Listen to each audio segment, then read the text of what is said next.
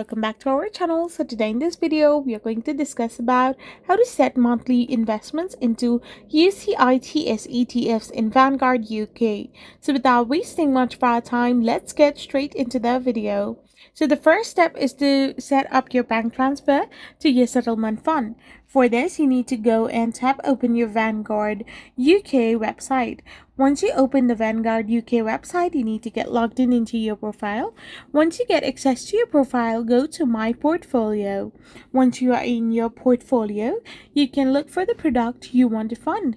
Click on Payments and select New Regular. Now link the bank you want to use and enter the amount you wish to transfer. Review the details and submit the request to set up the recurring bank transfer. Now you need to simply set up the recurring ETF purchase as well.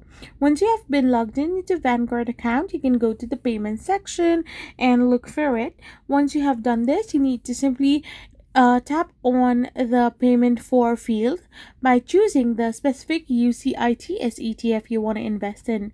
Enter the investment amount and set the frequency as well.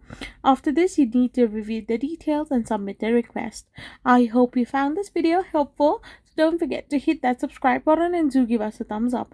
We will be back again with more informative videos. Thank you for watching and stay tuned for our next video.